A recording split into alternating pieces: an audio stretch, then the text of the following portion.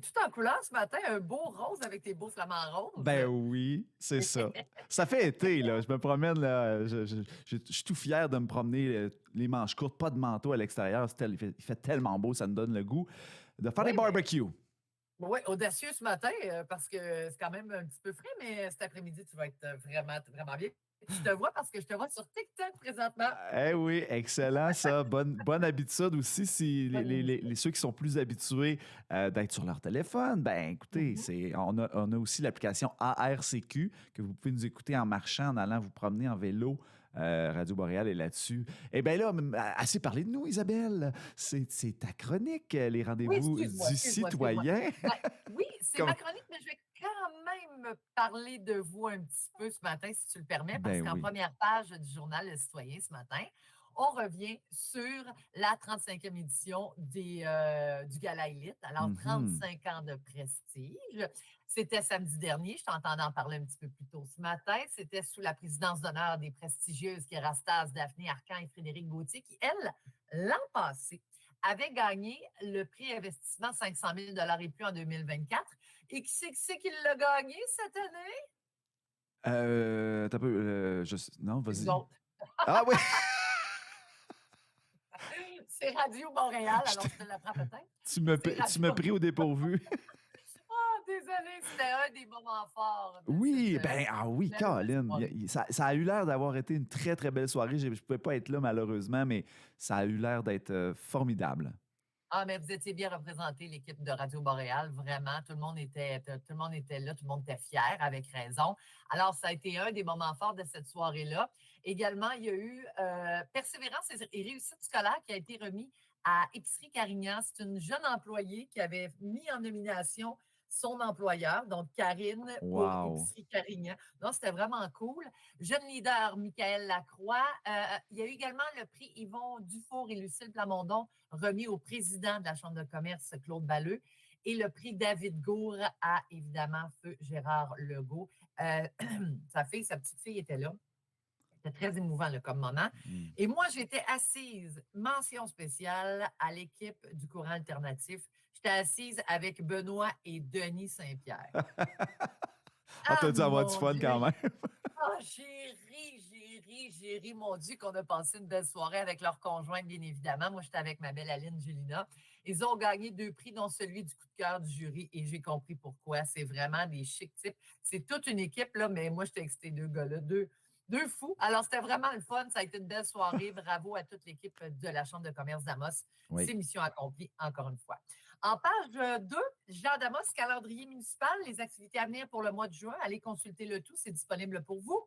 Également, en page 5, on revient sur une entrevue faite avec la nouvelle ministre des Services aux Autochtones, euh, Mindy Gould, qui a prêté serment uniquement en anglais d'ailleurs. Elle était vraiment nerveuse. Nouvelle ministre des Services autochtones nommée par le premier ministre Carney à la suite de la victoire libérale des dernières élections, qui a prêté serment le 13 mai du côté d'Ottawa. Donc, c'était quand même très émouvant. Semaine de l'environnement, il y a la mine Kina à Val-d'Or qui a annoncé le 20 mai dernier l'acquisition de 2 camions électriques Epiroc. Là, je te donne des chiffres, là, je ne comprends rien, mais certains comprendront. MT42SG. C'est une première au Québec, marquant un tournant dans l'électrification de ces opérations souterraines. Donc, on était bien fiers de le mentionner dans notre segment environnement. Hey, bilan routier 2024, pas super jojo, moins de blessés en Abitibi-Témiscamingue, mais plus de décès sur nos routes. La Société de l'assurance automobile du Québec a publié le 22 mai dernier son bilan routier de 2024. Donc, en Abitibi-Témiscamingue, le nombre de victimes qui a diminué, mais les décès sont à la hausse. La région qui a enregistré en 2024 16 décès sur son réseau routier, soit une augmentation de 12,7 par rapport à la Hey moyenne des boy. 5 dernières années. Oui, mais hein, chiffre qui dépasse la hausse provinciale établie à 5,6 Et puis, le nombre de blessés graves a toutefois chuté de façon marquée. 23 personnes ont été grièvement blessées, soit une baisse de 39,8 comparativement à la moyenne de 2019 à 2023. Sur une note plus joyeuse. Il y a 3 travailleurs diplômés à la série Landrienne grâce à la RAC. La RAC, c'est la reconnaissance des acquis et des compétences. C'est ça, la RAC. Oui. Alors, le Centre de formation professionnelle Aricana qui a remis le 13 mai 3 diplômes d'études professionnelles professionnelle, oui, en opération d'équipement de production à des employés de la série Landrienne, une cérémonie qui a eu lieu en plein milieu de travail. Voyons, la remise qui s'est tenue directement à la série où Alexandre Fairfield, Guillaume Vaudrey et Jessica Parent ont reçu leur diplôme des mains du directeur Robert Saint-Onge et du conseiller pédagogique en RAC, Martin Plouffe. Donc, c'était vraiment cool Ben de oui, pouvoir. c'est très cool, ça. Ouais, vous allez voir ça en photo dans le journal Les Citoyens.